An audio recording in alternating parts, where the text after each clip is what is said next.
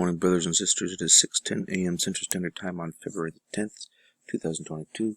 If you have not heard yet already, SpaceX has some falling satellites. Yeah, about 40 of them. This is over here on GeekWire. And let's go ahead and take a little scroll down. SpaceX launched. They can launch between 40 and 49. And they did launch up to 40. This is a real deal. This isn't like some made-up ordeal.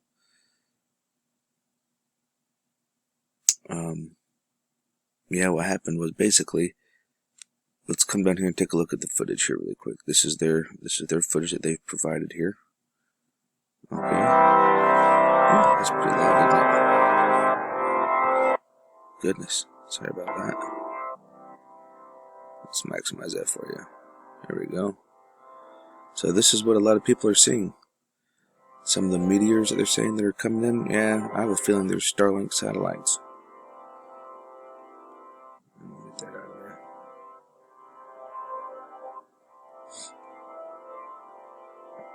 Look at that. Could you imagine sitting in your backyard having a barbecue or whatever and you see this coming out of the sky? I don't know.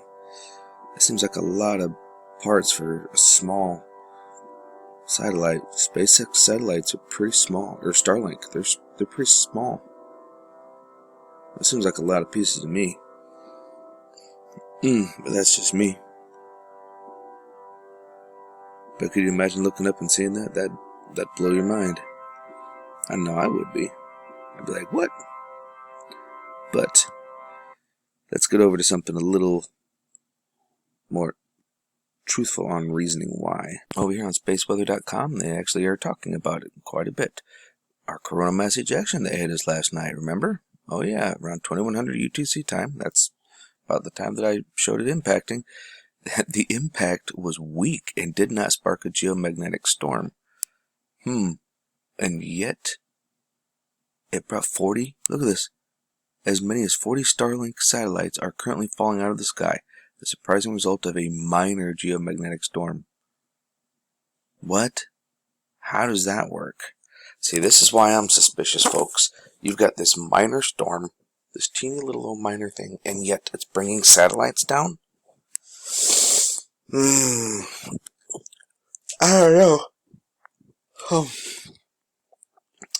On Thursday, February 3rd, 1:13, Falcon 9 launched 49 Starlink satellites to low Earth orbit from Launch Complex 39A at Kennedy Space Station in Florida. Unfortunately, the satellites deployed on Thursday were significantly impacted by a geomagnetic storm on February the 4th. Now, if we're going to come down here, let's look at this. Okay, so this is in between. This is our KP index. So they went ahead and launched it here, and then this little bugger affected it after the launch, like the next day. What? Whatever, 2 days before launch, CME hit its magnetic field. It was not a major space weather event. In fact, the weak impact did not at first spark any remarkable geomagnetic activity. However, as Earth passed through the CME's wake, some sputtering G1 class geomagnetic storms developed. It was one of these minor storms that caught the Starlink satellites on February 4th. Now, this is one of the, oh look, they got the same video. Geomagnetic storms heat Earth's upper atmosphere. Diaphanous tendrils of warming air literally reached up and grabbed the Starlink satellites. According to SpaceX, onboard GPS devices detected atmospheric drag increasing up to 50% higher than during previous launches. The Starlink team commanded the satellites into a safe mode where they would fly edge on like a sheet of paper to minimize drag, says SpaceX. Preliminary analysis show the increased drag at the low altitudes prevented the satellites from leaving safe mode to begin orbit-raising maneuvers, and up to 40 of the satellites will re-enter or already have re-entered Earth's atmosphere. Like what? How is it that this little teeny little thing is making them fall? It was hardly even a storm. SpaceX says that the deorbiting satellites pose zero collision risk with other satellites and by design demise upon atmospheric re-entry, meaning no orbital debris is created and no satellite parts hit the ground. Which is very convenient. That's very nice of them. Keeping Keep an eye on the night sky this week. You might catch a Starlink satellite burning up overhead.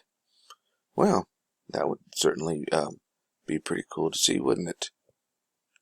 Let's come on down here and take a look at our fireball. Let's see, today's the 10th. Where are we at here? Oh, we had a couple of close ones, but nothing too major. I mean, that was small. That would have burnt up in the atmosphere. But today's the 10th. Let's come on down here. Oh, yeah. Look at this. Look at all these near-Earth orbit objects we got coming in. On the 10th. Look at all these on the 10th, and they happen to mention that. Look at all of these on the 10th coming in. I don't know. Now, here's my problem, folks, when it comes to what they're telling us about this. Let me show you. Okay, here we are over here at NOAA. Okay, Space Weather Prediction Center.noaa.gov. We had a G1. Okay, that's what it was a G1. Power systems. This is the effects of it. Okay, weak power grid fluctuations can occur. Weak ones. Minor impact on satellite operations possible, which means it could happen. Other systems, migratory animals are affected at this and higher levels. Aurora is commonly visible at higher latitudes, northern Michigan and Maine. This was a little weak I mean, that's like the difference between like a little baby fart and a grown man drinking beer and wings farting. You know, this being the baby and then the big man being up here. I mean, this should not have affected 40 of those satellites like that. You know, it really shouldn't have. Not in my opinion. I mean, that many to be affected by a teeny little low. I mean, what's going to happen when a big one hits? Are they all going to come crashing down? That's a question everybody needs to be asking. If this was really the case, if this really was the case, and a minor one affected 40 and is bringing 40 of them down, what the hell's going to happen when a big one hits? Are they all going to come down? So then all this money that's been wasted for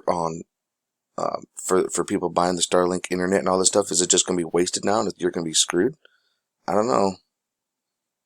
Food for thought. I don't think it's the satellites at all. I don't know, it just seems suspicious to me. Now over here at spaceweatherlive.com, we are actually looking at things starting to calm down. Since this morning, right at the beginning of February 10th, we've had 1, 2, 3, decent size. Well, actually, I'd just say two decent sized ones, and we had a small one kind of leading up to it. And it looks like kind of calming back down a little bit, but let's not rule out that sunspot. Oof, the one that's directly Earth facing. Let's not rule that thing out. It can definitely pop off some M flares. So let's go see if we took what our absorption was like over here at Space Weather Prediction Center. And right here is where the main spike for the C flare was at 4:38 UTC time. Looks like we actually took on about 15 decibels, which is, yeah, I'd pretty much say that would be accurate. Yeah, about 15. So, but it was not a very long lived event.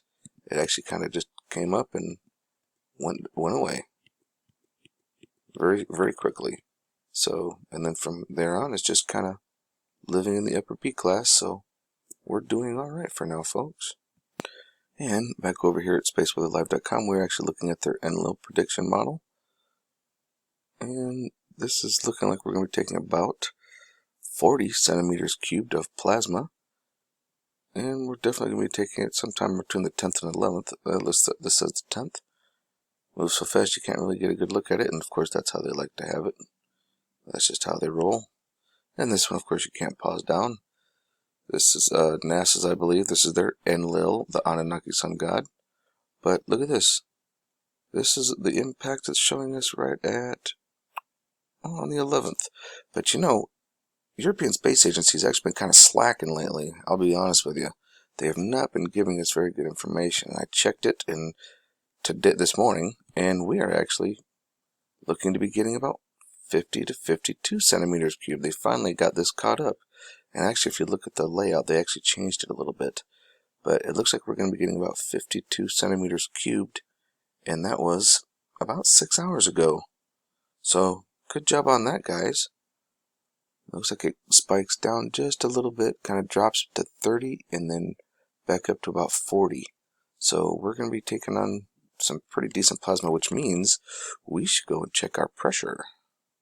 And here we are looking at our geospace magnetic sphere cut planes pressure.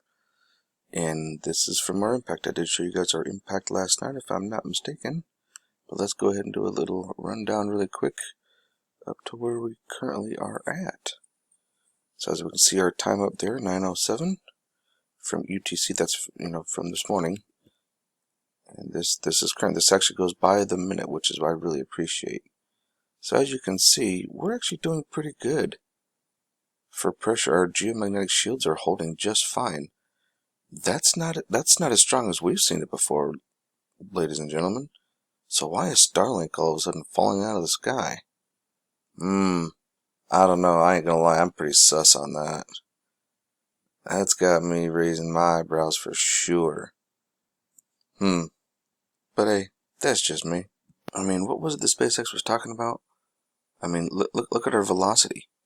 Okay, here's our velocity, 300 kilometers per second. That's right about where we're at right here. Between 300 and 400. That's operations as normal. Here's our density. Shields are holding. Looking pretty good. So, I don't know, folks. What do you think? Why do you think they're falling out of the sky? And as we jump over here, we're going to take a look at LASCO C2 and LASCO C3. LASCO C2 being here on the left, this one's being LASCO C3. Not really seeing anything major or significant as far as coronal mass ejections. Yeah, we got a couple little friends here and there, and I think we got like 2 white board cubes kind of covering up. There's right there, and then we have a couple of friends over here. And of course, this is Saturn, just kind of moseying on by. But let's go take a look at SDO. And here we are over at Solar Dynamic Observatory, and we are looking at our sun at 211 angstroms of light. And one of the things we need to keep in mind, this right here is our equatorial plane along the sun, and this is a very decent sized coronal hole. And oh, there's our 7 AM eclipse for that mothership. And as we can see, there's a little bit of connection, not super connected, to our southern coronal hole down here. You can kind of see there's a deep trench right here, and it looks like it's wanting to connect, which would make these solar winds way faster for us, by the way. We are going to have some solar wind impact when this, there's our nice little release from the other day. When this actually gets just past us, right about over to here, is when we're going to start feeling the effects of these solar winds. And yeah, that's a very defined and very deep coronal hole, so we're definitely going to have some impacts with that coming here in the next 4 or 5 days. So everyone, just stay safe out there. Keep your eyes peeled. Remember, no fear. And love is the only way forward. I will keep an eye on this, and I'll let you guys know as we progress. Have a good day, ladies and gentlemen. Remember, you're loved.